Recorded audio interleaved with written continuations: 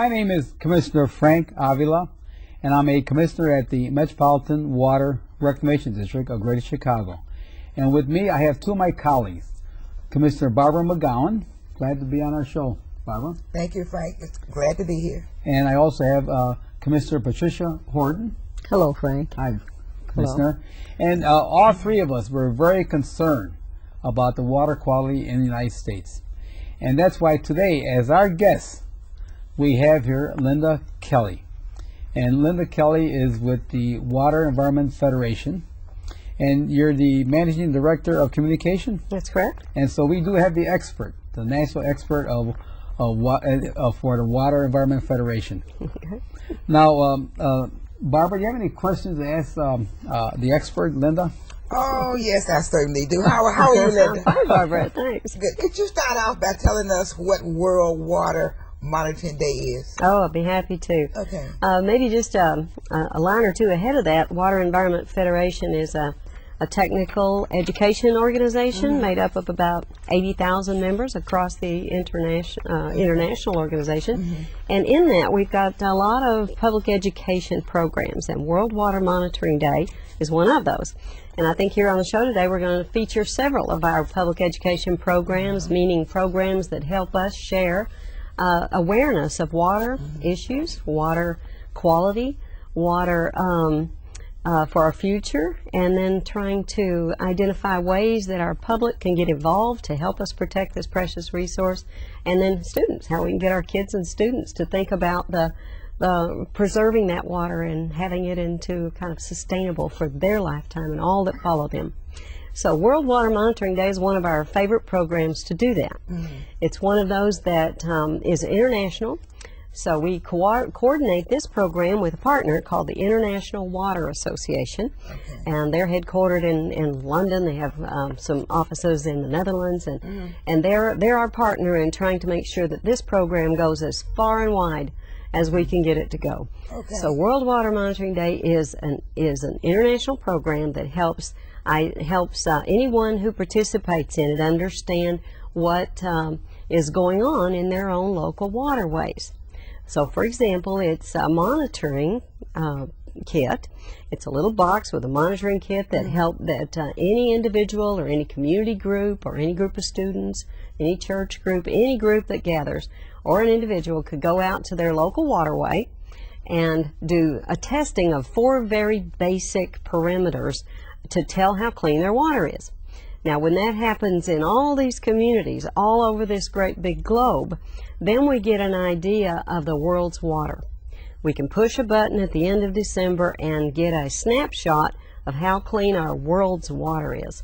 So it's a very big and exciting program intended to help us all get engaged in clean water.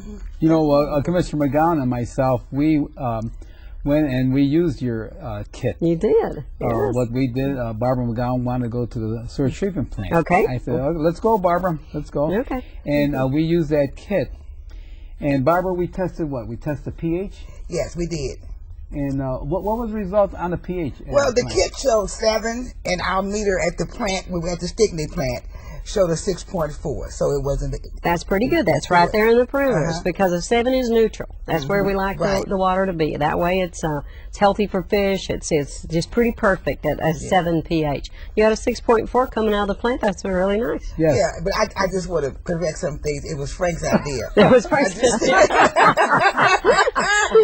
and now look what you learned. Bold enough and daring enough to go along with him, so I went. You know? And look what you learned. You know all about pH now. Well, and the reason why we went there is we want, since our agency cover all of Cook County. Yeah. Commissioner McGowan and Commissioner Horton and myself, we like to inform the public of what's available out there, that they could be involved in testing the water for World Monitoring Day. Yeah. Okay, great. That's very exciting. I'm glad that you did that. I will tell you, it's the first time I've heard of anyone testing the water on the outfall of the wastewater treatment plant. But that's okay, because that's a good indicator that the water coming out of your treatment plants is healthy. We have a lot of confidence clean in and our safe. staff and in the process that we've incorporated, to bring forth the clean water here in Cook County. So we decided if we got that much confidence, let's go out there and test it ourselves, and that's what we did. But see, that's great. That's the idea. There's 1,600 wastewater treatment plants across this great nation who do the work of protecting public health and the environment, and you're a shining star for that. Oh, thank you. Oh, that's excellent. Well, Linda, I wanted to ask you a question. Is there a fee to participate in the World Water Monitoring Day? No, there's not a fee. There's no such thing as a fee, but there is a cost for the kit, because we kind of show you this little kit here. It comes in a little jar like this, and we're going to use this jar to actually perform the test. And right here on the table in front of me, I have everything from the agents that we put in here to test the pH, and the vials that we use to shake it up and identify what kind of water quality we have. And so this little kit does cost some money, but we try to keep that kit at a real low number. So in other words, it costs $13 for this kit. You can order it online. It's really easy to get. You can use your own kit if you have one, by the way. Because some people do have a monitoring kit. It's $13, and then it gets shipped to you, and you can use it over and over and over, year after year, because there are enough of these reagents here to do 50 tests. You do this 50 times. Oh, okay. Yeah. So a one-time expense, and then you're probably going to use it for years and years. We have some wonderful sponsors that help us make sure that we fund the program, and so some of their money goes to helping me get these kits to people who simply can't afford it. A lot of those happen in other nations, for example, some of our countries in Africa and Vietnam, for example. If they write us and say we really want to do that, we don't have the dollars, our sponsors make sure that we get kits there, so we do that. Wonderful. And I just love to mention the sponsors if I could. CH2M Hill, which is a environmental consulting firm. We got PerkinElmer Instruments, who do a lot of medical and water instrumentation. And we have the Smithfield Foods folks who produce pork and ham across the entire world. And then we have ITT Corporation, who is also one of the big sponsors for it. And they really do put the money up that helps us get this out to a lot of people for free. Oh, okay. So it's wonderful. Now, is there a age limit? Oh, no. No. You go as young and as old? As young as you and you and you. As a matter of fact, when I first started working with this program, there was a misunderstanding that it was really just for students, and it's not. It's something that it can even challenge adults, as you know, because it's a way of doing some science. You know, maybe some of the science that you've never done in your other careers. So it's a chance to get out on the waterway and just kind of get into a scientific mindset and start doing some scientific things. And while they're very simple tests to do, they do give you an idea of what kinds of tests have to happen to identify whether or not our waters are clean and healthy. Yeah, so no age limit. Community groups, adults. As a matter of fact, one of our biggest users is the senior citizens of the United States. Oh, so it's one of our partner groups, right? That's wonderful. Well, Barbara, you have any You mentioned that the kit is $13 per kit, and I'm a bargain shopper. Yep. Is there a group rate? There is the group rate comes when you order a lot of them. You don't have to pay the shipping fee. So, for example, the shipping runs about $6. You end up getting the whole kit for $20 if you pay all the shipping. But if you order 10 of those, then you package those and you only end up paying like $1.95 to send the whole thing, or so it really does help the rate if you order 10 or 20 of them. What tests I perform? Okay, there are 4 simple tests that are going to happen in the kit. We're going to do the one we've already talked about, the pH, and that one's just identifying if our waters are neutral or if they're too acidity, or so how's the water? And believe me, the fish would be able to tell you that without doing this test. They would know that. We want to make that water healthy for them as well. It's an environmental importance that you have the correct pH in our waters, in our waterways. We're going to do a turbidity test. Yeah, well, let's go back to the pH.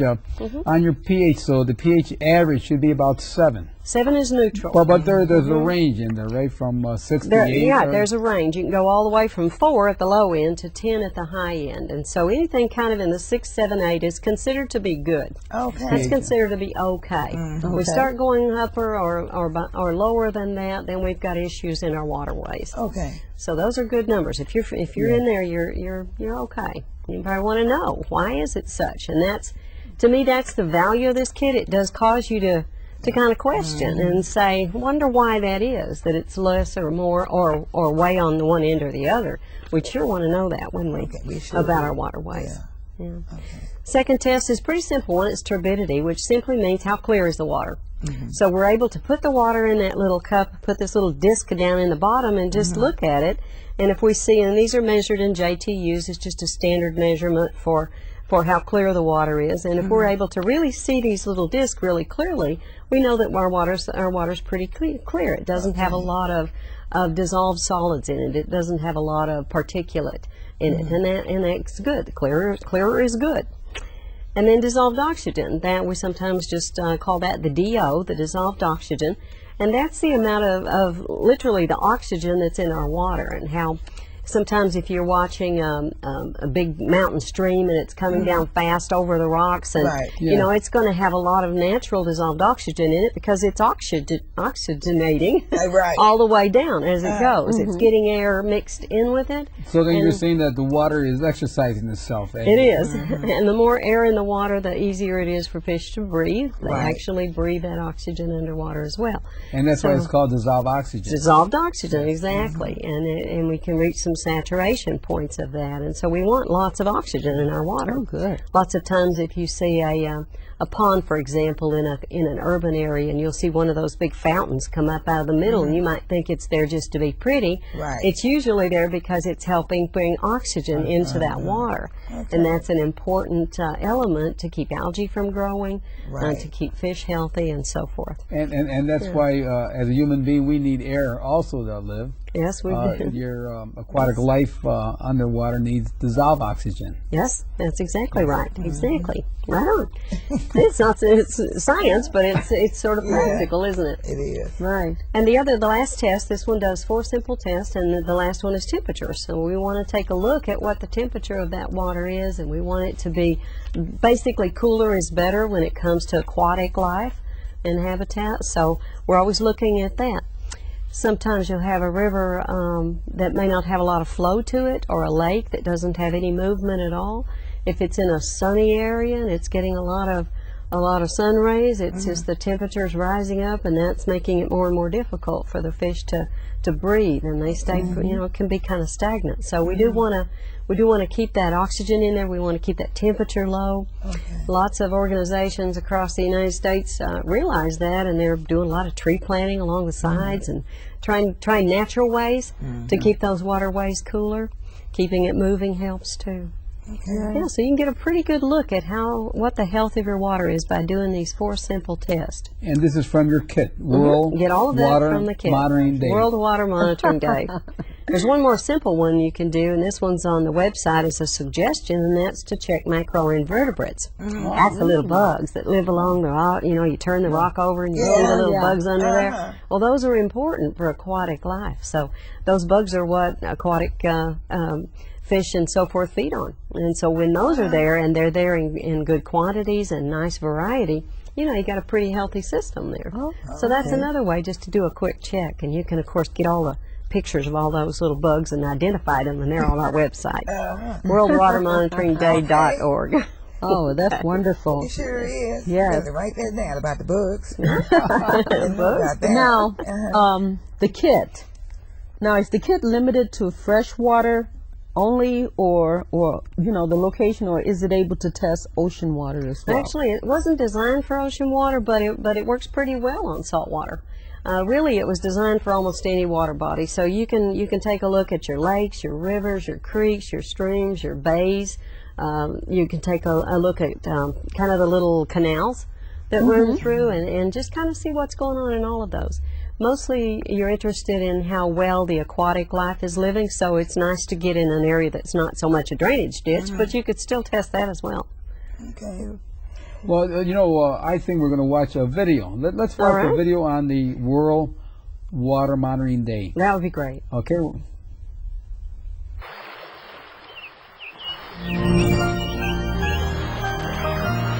Water.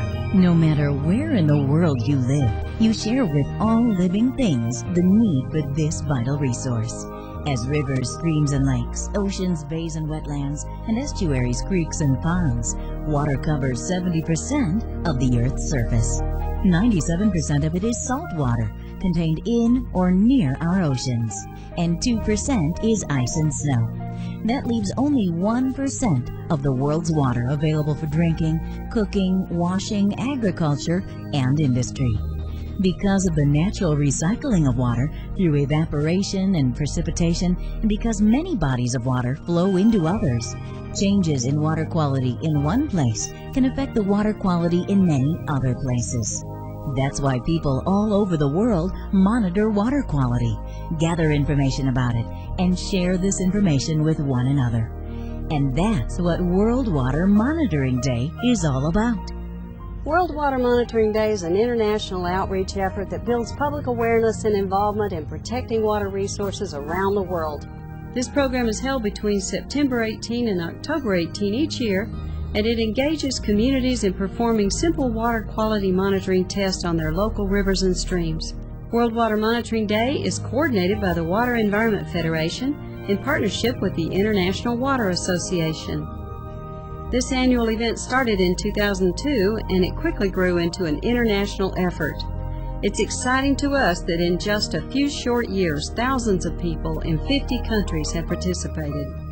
Our goal is to have 1 million people in 100 countries participating in the World Water Monitoring Day program by 2012, and I'm pleased to say we're well on our way. We have a lot of support to reach that goal, but it will take all of us, individuals, communities, businesses, and government agencies. We're fortunate in the United States to be working with the Environmental Protection Agency and the U.S. Geological Survey as our key partners. The USGS feels that the World Water Monitoring Day is a really important activity, and we've been involved in it since 2002, and we're really pleased to support it. It's an opportunity for us to really work with citizens all across the country who share our interest in the nation's water quality. EPA is a proud participant in this effort that's global as well as local to really follow the health of water, because we think it is the key to a sustainable and healthy future, not just for the country but for the planet. In addition to government agencies, a number of businesses with clean water goals also contribute to the program's success. C.H. Storm Hill has supported World Water Monitoring Day since 2003. We do it because it helps people connect more strongly to the water resources that are vital both to their existence and to their quality of life. We actively support this effort, and we encourage others to join in because it benefits the overall health of the planet and the individual communities in which we live, work, and play. World Water Monitoring Day is a great program. It's been great for Smithfield. It allows our employees to interact with communities not only in the states in the United States, but in Romania, France, Poland, and many other locations where we do business. It allows communities to take great comfort in the fact that a company like Smithfield encourages people to take water samples around our farms and facilities. You don't have to be experienced to take part. Anyone can join in. To register, to learn more, or to find out how you can support or sponsor World Water Monitoring Day, please visit our website.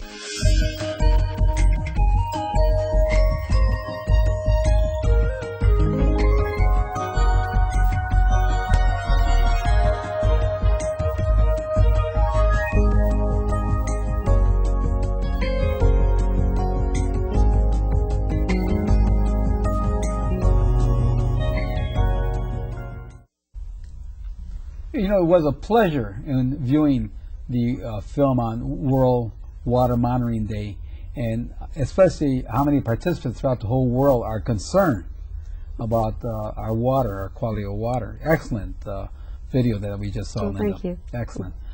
Barbara, do you have any other questions? Yeah, I wanted to ask you, Linda, how many people are participating and what type of results have you gotten back? Oh, I'm glad you asked. The results aren't quite in, but I can tell you what I know now. Is that so far on our database that we collect from, you know, just like you did, you did the testing and then you put the data in into the database on the website. We know that 51 countries, people from 51 countries are participating so far, And that will be close to over 80,000 people who have taken this little kit and gone out and tested their waters all over the world. So you don't have any results back yet, or? Well, I'm not going to know those until the end of the testing period, which is December 18th. December 18th. Yeah. Okay. Barbara, we'll have to send ours in. Yeah. You have to put those on the database. Yeah. I have that at the office, Barbara. Okay. So we'll get together and send that in. Just log on and put them in there. And then we have to put the location of where we. Yes. Yeah, it'll ask you for all those things. Right. Yeah, it's pretty easy to do. Oh, that's really nice, Linda. Yeah. You know, and the video was just excellent. It just really just depicts everything of what we're all about. Yeah. You know, but what is the World Water Monitoring Day monitoring period? Okay, well, we have to end it and start it at some point. So we started in really in the summertime for some of the countries. There's no summertime because by the time we get to October, November, they're frozen. You know, Alberta, Canada, and Poland. So those are the ones that have asked us if they could do it earlier. So we get the kits ready to go in about May of every year. And start ordering them about the 1st of June. But the period itself is September 18 to October 18. And that's a good window that most people would be able to go out and participate. But we take the data from anywhere from June 1 to December 18th. That's our deadline. That's the cutoff, and we punch the button in and take a look at the world's water. That's when we see all the summary. And we'll do an annual report and kind of talk about what we've learned from year to year and how it compares with last year. And see, are we making a difference? Are we getting anywhere? Right. Improving the world's water. We know here in the United States we have great water quality. You can turn on a tap and, you know, take a drink of that water anywhere that the municipal system operates, and we're really proud of that. But that isn't the case in a lot of the countries where they just don't have that fresh tap water. So we're anxious to see how theirs compares, and are they making a difference? Are they getting any better? So we'll be able to take a snapshot in time and see that right after December 18th. Well, that's good. Maybe here in Cook County for next year, we could have a lot of groups here in Cook County participating in the That'd be World War. wonderful. You know what? If you set a date anywhere between September 18, October 18, we'll help you put together a big deal. We'll take a bunch of people down to the waterways, anyone you choose, and you know, see if we can get some media coverage. It'll be very fun. We did that in D.C. We had a big event in D.C. right there on the Potomac River, and we had hundreds of children there. Lots of people. We had a lot of our Congress come out and participate, and so it was a delightful time, and everybody really appreciated learning a little bit more about what it takes to be clean water. So. Okay, now December 18th is your cutoff date. What happens at the end of the year? Okay, that's the time where we roll up all the data. So we take everything that everybody's put on the database, roll it all into that, identify each country, what their water's looking like, and roll all that into a great big report. And then we'll put a press release out and say, here's how it looks. Here's how the water looks. That's great. Now, do you have any comments that people might give at the end of your data, saying how successful or how some parts of the country needs improvement, Yeah, we do, and it runs the gamut. You know, here in the United States, rarely do we have anybody who's got a serious issue, which is really good. Right. But in certain other parts of the country, for example, in Africa, I received an email from a woman's group, a small group of ladies who have been carrying their water for a very long time, for a long way to get clean water, and they tested their water, and they were anxious to take these perimeters to their government and say, look, our water needs improvement. How are you going to, you know, so they're holding accountable those people who oversee the water in their area. You know, we're very fortunate we could turn on the tap, the faucet, and out comes water, quality water to drink. Right. Whereas, as you mentioned, in some parts of the world, they walk all day. That's right. Just bring in their water. Over 1 billion people do not have access to clean water. They cannot just go into the kitchen or the restroom and turn a tap. They've got to haul it from a very far distance. They've got to try to purify it as best they can. Sometimes it's just to filter it through a little piece of cloth. You know, it's a sad situation. It is. That it is. It is, and there's no excuse for it. In these days and times, we know how to fix that problem. We know how to clean water. Right. We just need to get the technology to them. And seeing that it's the World Monitoring Day, and that we have like 51 countries that are participating in this, is there any way that we can view this, or can we view the data like on the website? Yeah, anybody can go on the website and take a look at it. particularly right after December 18th, give or take about 4 weeks, because it'll take us that long to put the report together. Right. Then you'll be able to go on there and click 2007 report, and you'll be able to look at all the different data.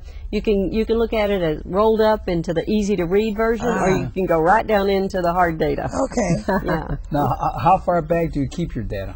We took on the program. The Water Environment Federation took it on in 2005. 2005. But there were 3 years where it was a little bit smaller program where they have some of the data, and it was mostly national at the time. Yeah. So but the data exists on the website from 2003, and it just grows. It just grows and grows every year. That's wonderful. Yeah. That is. What is the Stockholm Junior Water Prize? Oh, that's another one of our favorite projects. Okay. So I told you when we first started the show, we'd be talking about a few of our public education programs at the Water Environment Federation. This one is for students. This one is all about helping the students in our high schools in the United States and then globally get involved in research of a water project. This is the most prestigious water prize given to a student for water in the world. It's called the Stockholm Junior Water Prize, and it began with the Water Environment Federation 10 years ago. 10 years ago? 10 years ago. We started our first competition, and the idea is we work with science fairs across the United States. You know, the science fairs have all kinds of the sciences, but we take those water projects from the science fairs, and we judge those, and we do that through our member associations. Water Environment Federation has a lot of members in the United States and different states. And so those states judge the water prize, all those papers that are research papers on anything having to do with water, stormwater, wastewater, groundwater, any kind of water science. And the students might pick a project and do an entire research. They follow a research methodology. So they create a hypothesis, and they do their research, and they test their information and calculate the data and do the analysis and then come up with either recommendations. They might just be looking to solve a problem, completely solve a problem, and you would be surprised how smart these young people are. Some of our high school students today are absolutely geniuses when it comes to doing the research of water. I actually brought the winner's paper with me here to read you the title and to show you the kind of work that these young scientists are doing. Would you like to know what the winning paper title was? I wouldn't be surprised at all. Let me read that for you. Yes, I would. All right, so I have to read it because it's pretty complicated. So this was done by Jing Lau, and she is from Phoenix, Arizona area, Chandler, Arizona, actually. And she won the prize in the national prize last year, competing against students from 40 states. Each state sent a student to compete with their best paper. So our state of Illinois... Your state competed very well, by the way. Oh, thank you. Yes, you did. And I wish I had brought that paper with me. But I just brought the winning paper, knowing we'd be limited on time. So this was by Jing Lau, and she did toxicity and bioaccumulation of nanomaterials in aquatic species. Nanomaterial, because that's a new thing out now. Yes, it is. Nanoscale. It is a very interesting subject and deserves all the research that we can give it. Well, yeah, it's just new. Oh, yeah, new. Little bitty tiny things in our water that we need to pay attention to, what they mean to us in terms of aquatic health, in terms of when there are a lot of them accumulated together, does that make a difference? Does that change their structure, their molecular structure? Very tiny things. And her project sought to learn more about the toxicity of these nanoparticulates, and she did that kind of testing some small carbon particles in both algae and some other little aquatic bugs. And she learned from that it does make a difference. And so she did an entire research project that competed then internationally. So the winner of the national goes to an international competition, which is held every August in Sweden, Stockholm. So she's in that competition. Yeah, she just finished that competition. That competition finished in August, and she did not win, although she was way up there in the top few. That's wonderful. But the winner was a team from Mexico. Because this is an international. We had 29 nations. 29 nations. 29 nations sent a student to Stockholm to compete in the Water Prize. Well, Linda, that's very impressive. Congratulations to both those students. Yeah, wasn't it marvelous? It was wonderful. Yes. That's great. Let's watch a video. Oh, that would be great. I think we do have a video on the Stockholm water Good, that price. will give you a great overview. Yes, okay, thank you. Oh, wonderful.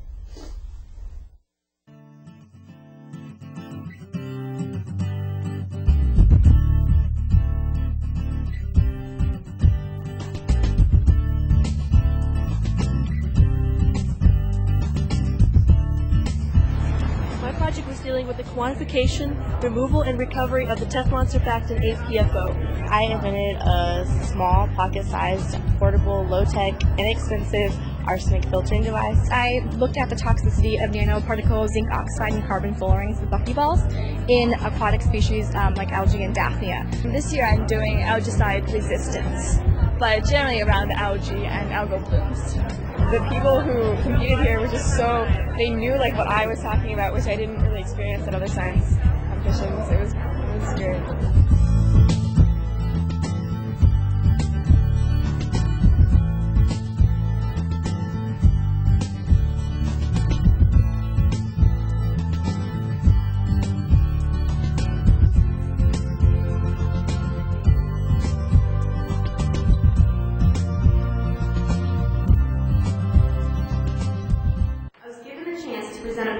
Of my work on the effects of algal blooms on the Chesapeake Bay native oyster and the potentially introduced Asian oyster at Wet Tech in Texas this past fall.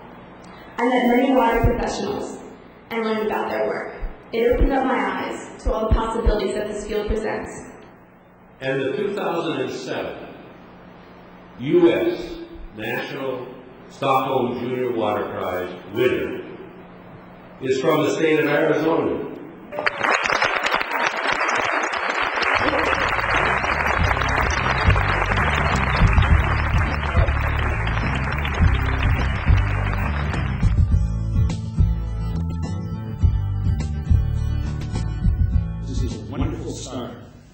Encourage you to set your sights high for the future. Be curious, compassionate, committed, and be bold. Wow, that's cute. Okay. Thank you. Really sweet of you. Thank you. I'm Kira from Ukraine. Hi, I'm Jing from the US. Nice meeting you. I am privileged to participate in this gathering of great young minds who have made the pursuit of water research and science their mission, and who have approached it with such great fervor and passion. Stockholm Junior Water Prize 2007 is awarded to the team from Mexico.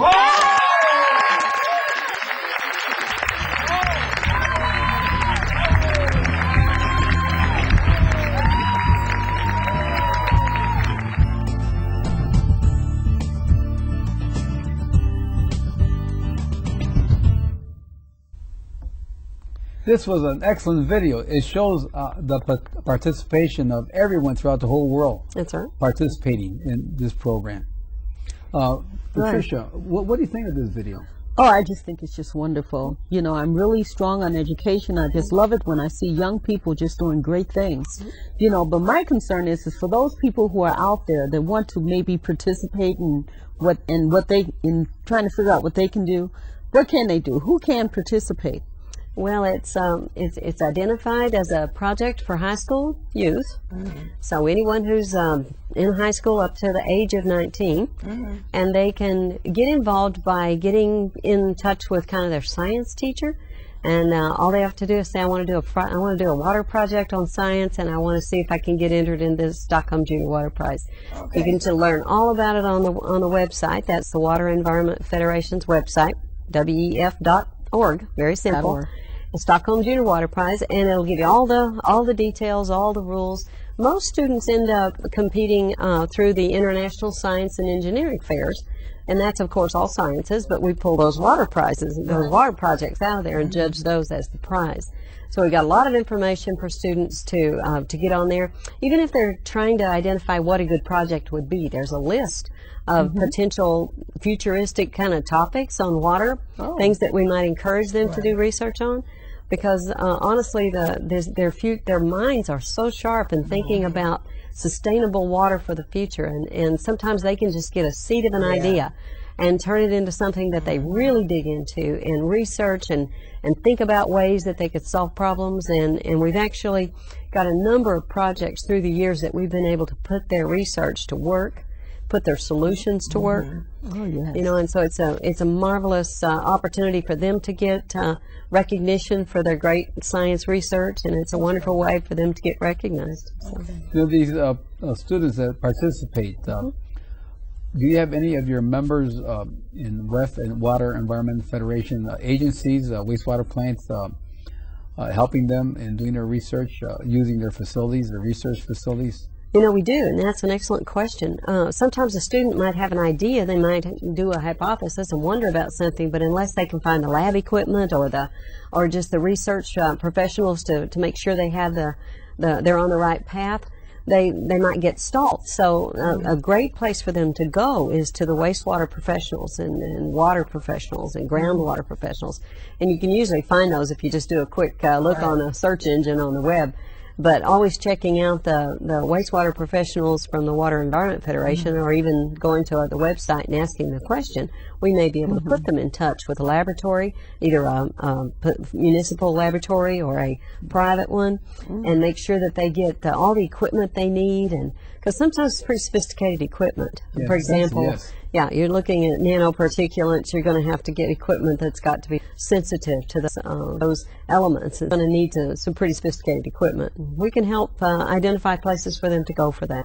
You know, at the district, we're completing 2 research buildings. Okay. That be completed, and also we're buying higher caliber equipment to test that nanoscale. That's great. At the You know, I'm suggesting for you, maybe next year you could have the Illinois winner on your show. Excellent. Yeah. Talk to them about their project. You see, Linda said Illinois winner. Right. Well, there always is a state winner. There's a state winner from Illinois who competed in this national competition in Phoenix. Next year's national competition is in Florida. You are welcome to come on down to it. It happens in June, third week in June, and all of the students who have won at the local, regional, and state level, we end up with one state winner, and they all will meet in Florida and compete for the national prize. The national winner will go to Stockholm and compete with other countries. In June. In June. You can't have that in January. No, it has to happen in June. Sorry. And the reason for that is the international prize is always given in Stockholm, Sweden, along with the Stockholm Water Prize, which is the equivalent of the Nobel Prize for water. Excellent. And so that was Dr. Perry McCarty this year, and so it happens at World Water Week. So they award the big prize, the water prize, and then the junior water prize at the same time. Right. Linda, can you tell us what are the awards given to the winners? Well, it's substantial. I mean, we wanted it to be that way so that students would have incentive to do their research. So, for example, the national winner in the United States is a $3,000 award. So first off, the $3,000 plus a trip to Stockholm, Sweden to compete in the international competition. That's provided for them by one of our sponsors, Delta Airlines. Right, their way with their teacher and their family. The family? Yes. Excellent. And the other thing they get is a trip to our WEFTEC, to our big annual conference for the Water Environment Federation, which next year will be in Chicago. And WEFTEC every year has a conference. They do, every year. Every year we have a technical exhibition and education event. It's probably the largest in the world in terms of its technical expertise. And it's for all water professionals. And they come and they get training on the newest and the newest and most futuristic issues related to water.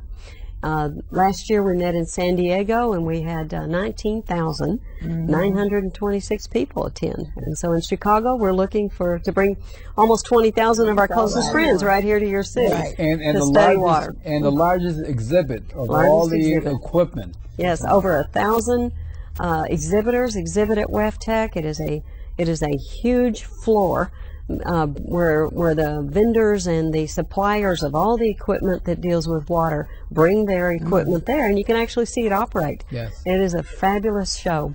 It seems like it's so large that it's impossible to just get to it all. It is very hard. That's why it's a good 5 or 6 days long. But speaking of last year, I just want to say that's where we met Linda. Yes. At last year's WEFTEC conference in San Diego. We ran up on the monitoring kit there. Yes, We started asking questions That's about right. how do we utilize it, how can we get our children involved back here in the city of Chicago and the county of Cook. So Linda visited us today, and we're now trying to get all this information out. And I'm so glad you did. Because we do plan on getting our children here in the county of Cook involved in this year's WebTech program that's going to be held right here in the city of Chicago. Oh, I'm excited about that. Okay. You bet. Right, and that trip was just fabulous. It was very informative. Yes. You know, and I'm just totally sold on WebTech. Yeah. Did you go to the technical sessions? I went. Yes, I did. They can be very. Quite a few. They can be very. They can be very. Difficult to understand some of the topics. If you're a non-water scientist, you know, I always go to a couple of them just to see if I can mostly understand what the topic was about. But it's wonderful for the people in our actually internationally who do the good work of cleaning water. Well, you know, they do have some excellent talks. They had an excellent talk on the 35 years of the Clean Water Act that I think the public would enjoy listening to that talk, and they'll know what we have to do for the future. That's right. Exactly right. So it's always some hot topics, you know, exactly what's on our plate right now, and as well as kind of the newest and best science. Yeah, because I think I went, and that's where I learned all about. They were calling it a compound of emerging concerns, and everyone has their own definition. Yes. But this is a new concern that everyone is facing now. It is. We call them micro-constituents at the Water Environment Federation, but a lot of different organizations call them either emerging contaminants or compounds of emerging concern or potential concern. And they're not of concern right this minute for human health, but we're watching those. Research is important because we know that some of the compounds that are in our waterways are having an effect on aquatic species, and we want to know more about that. We want to know how important that is to all things environmental. So there's a lot of research being done. There's a lot of attention given to the micro-constituents in the water. And Water Environment Federation is right on top of that. And, you know, I think this Stockholm project that you have is teaching here in America with teenagers to become researchers. Because, you know, the United States probably should fund more money into research. Yes. I don't know the dollars about the European countries, but they may give more money for research than what we do here in the United States as a concern to our water industry. There's some, I don't know the comparison, but I know more is needed. And, you know, with the young people getting involved in it, we do that for two reasons. Even the World Water Monitoring Day, Stockholm Junior Water Prize, WebTeach we'll talk about. We do it for two reasons. One is so that these students will, so that we can get the research and get them interested because they're tomorrow's leaders in the water business.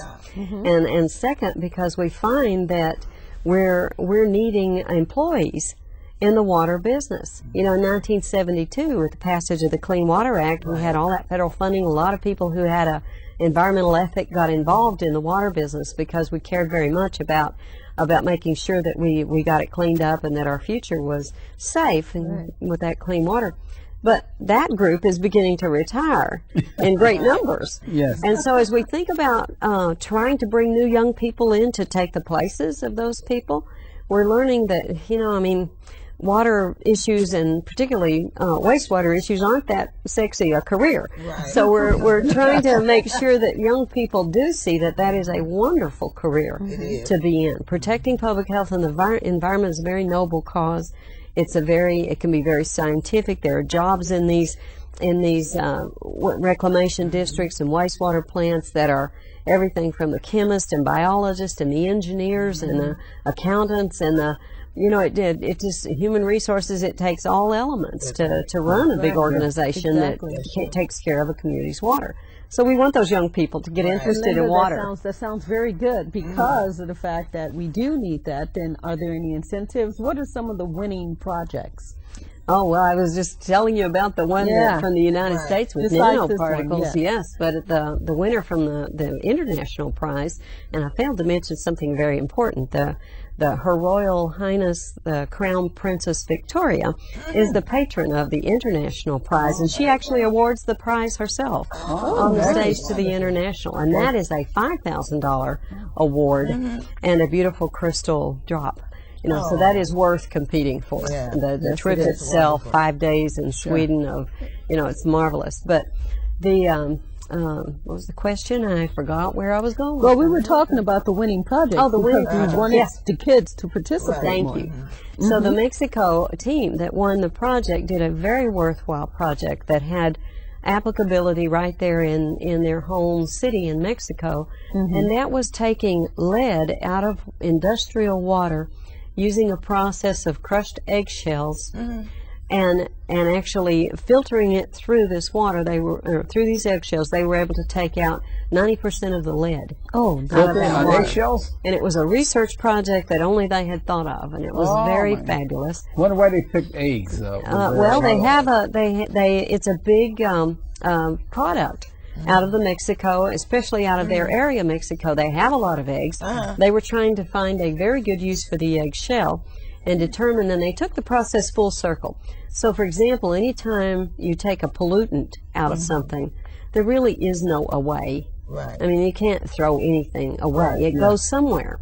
So it was in the eggshells now. So you have eggshells full of lead, and this is a big industrial project. So what do you do with that? They determined that they could bind that up in concrete blocks for forever. So they found a way to not only reduce the lead, but also to bind up the pollutant in a useful product for the long term. So a mixture of the concrete. Mixed it in with the concrete. So they just had a wonderful project, and it was very deserving of the international award. That's wonderful. So, Barbara, do you have any other questions? You mentioned something about a WEF Teach program. Can you tell us a little about that program? Yeah, I'd love to. That's a project that is another 13-year-old project of the water. 13. Okay, so Stockholm is 10 years old. Yeah. And this one's only 2. Water Monitoring Day is our newest one. WEF Teach has been around for 13 years.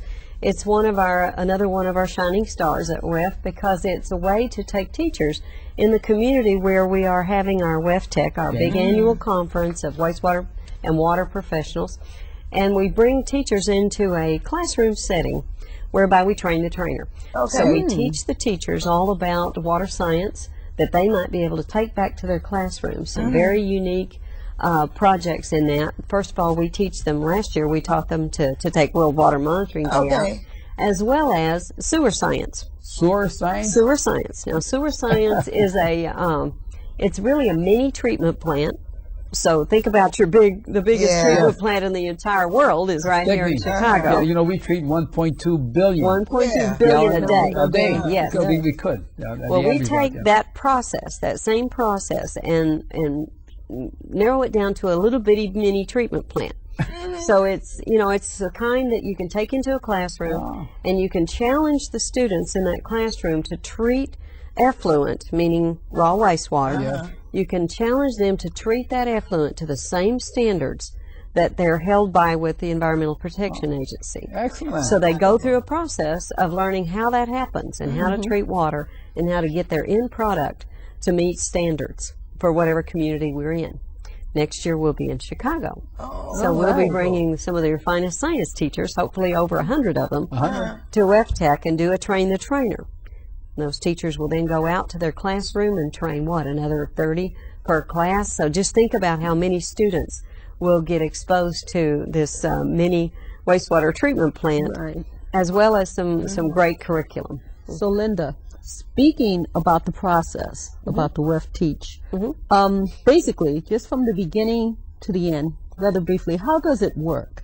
Well, teachers come in for a full day, so it's a full day of workshop. They'll go part of the morning to the sewer science, and then they'll switch off with the other group, and they'll go to what we call a 10-day curriculum, which was actually developed right here in the city of Chicago. It's a wonderful curriculum that teaches K through 12, and it teaches them all about, at the various levels, all about water that they need to know, water science. So they get two different exposures to two different types of teaching methods, curriculum with experiments, as well as the sewer science. And then we take them to a wonderful lunch where they hear a guest speaker. Usually it's a keynote speaker for WEFTEC, so a very exciting keynote speaker.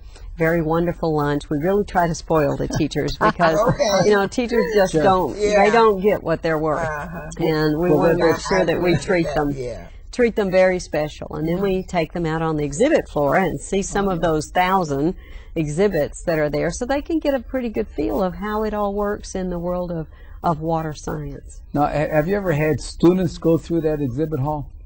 We have from time to time. We have students come. Usually they're the families of our attendees who are coming to WEFTEC. Okay. We have yet figured out a way to get students through it, since it happens mostly during the school year. And, we have to figure that out. But it's there are always opportunities. We're always looking for ways to expose as many different levels of people as we can. Linda, how many teachers are involved in this program? Well, in San Diego, we didn't have quite as many as we hoped. Next year in Chicago, we know we'll have 100. We have a wonderful committee who puts this together for us, and they're local people from the Chicago area who kind of know the school systems and the school districts, and they work with the superintendents to make sure. We have sponsors who really help us with that, because somebody has to get a substitute teacher while the teacher's going to So fortunate for us, we're working. You have to have someone there in the classroom. Well, bring the kids along. Yeah, bring the kids along. I wish it were that easy. So we're fortunate to be working with ITT Corporation, who helps sponsor that and bring the dollars so we can do that, as well as the Coca-Cola company. Coca-Cola? Yes, so they're wonderful sponsors in helping us get the teachers there and help pay their way. So, this doesn't really cost them but just a little bit of money to be there for a full day. Now, who's the instructors? The instructors are wastewater and water professionals. So they're people from WEF who are mostly volunteers. We're a volunteer-based organization, very strong committee-oriented, so people who do the work of municipal treatment and collection systems and disinfection. So all of these are committees, and we pull the laboratories committee, for example. We pull the best of those out, and they volunteer and teach these classes from a real-life perspective. These are the people who work in the business of water. I'd like to know how these 100 teachers are identified. Well, we're looking for them. They're usually science teachers. And I tell you, if you have teachers in your audience who would like to be involved in WEFTEC, we can give them. They can get right on the website there, or they can check with us. Check with me personally. I think my name was up there, and it's a real easy email address, lkelly@wef.org. So, and just let me know they're interested, and we'll connect them with a subcommittee and see if we can make that happen. Okay, thank you. Wow, Linda, this has been really great. I mean, this is wonderful. And what type of training do you have for the WEF Teach that's available for them, for the teachers? Well, a variety of things. We have our own curriculum there at WEFTEC called, now actually brought a little CD called the Water Source Books. Okay. So this is a really wonderful curriculum. It's K through 12, and there are classrooms set up very much like the standard curriculum needs to be set up for most of our schools across the United States. So it has great science information, a teacher's guide. It has experiments to do, and all the information they need on that little CD is a tremendous book. Actually, when it was in print, it was about this thick per every 3 classes. So if you put them all together, it was a very big stack of printed material. Fortunate with technology today, we can put it on that little CD-ROM. Yes, and they can actually order that for $10 off the WEF website. Give me a call, and we'll see if we can get those in the hands of teachers. So, that'd be great. So that is a wonderful resource for teachers. It's above and beyond what they probably have in their science curriculum now, because it focuses on water. On water. Yeah. So for a school to incorporate that in their curriculum, they have to start now for next year, because probably this year their year is all set for what they're going to teach. Budget seasons are happening. So now they have to start now for next year, and that's why it's so important. that, you know, we at the district, we do an excellent job in treating wastewater. Yeah. And that's why Commissioner McGowan and Commissioner Horton and myself, we said we're going to go out and spread the word on what we're doing throughout all of Cook County. And you're to be applauded for that. The Water Environment Federation appreciates all of you. Is the source books another way that the teachers can be involved in this program? Is there any other program that you have out there? I guess I want to know, how else can teachers be involved in this process? I think the three big programs we've talked about are certainly ways, and they could pick them all three or pick one of the three. So getting involved in World Water Monitoring Day is the easiest and simplest, I would say, and then that might lead to a research project for one of more of their students that could compete in the Stockholm Junior Water Prize. So that's a nice connection to those two programs. And then the WEF Teach is a way for us to get as many teachers as we can fit into this event at WEF Tech, which happens in October 2008. Every year. Every year. October. Every year in October. Different locations. However, it's starting in 2012. We'll be back in Chicago every other year. Every other year? Every other year.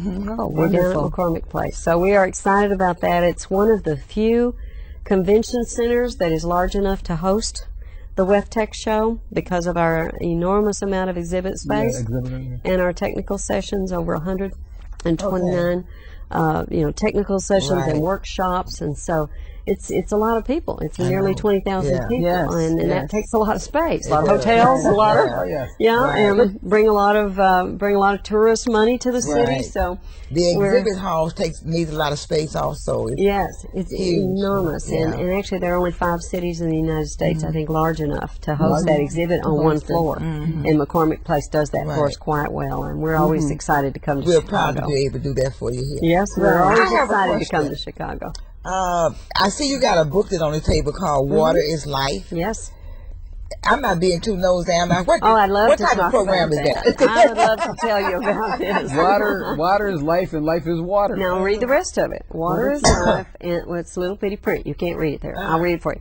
Water is life, and the infrastructure makes it happen. Okay. And this is a program dedicated to helping our communities understand the value of water, the infrastructure importance that brings that fresh, clean water to a tap, so you never have to think about whether it's safe for you. Right. That brings that right to the tap, and that collection system then that takes that dirty water away from our homes and businesses down through a series of many pipes to a treatment plant, such as the 7 that you have in the Chicago area, to clean that water so that it can be put back into the water cycle. Recycle it. Yeah. You see, the water we have on this earth is the same water we've had since the beginning of time. It's just always in some stage of a cycle. You remember the water cycle probably from your school days. You know, so it's always either on the ground and it's always evaporating, or it's coming back down again, but it's the same water. It's the same water. And this earth is just smaller and smaller, and so that infrastructure that treats that, collects that water and treats it and cleans it so that it can be put back into our environment, pulled back out, and used over and over is what it's about. So water is life, but it's that infrastructure that makes it happen. That makes it happen. That is so wonderful. And water is life, and life is water. And life is water.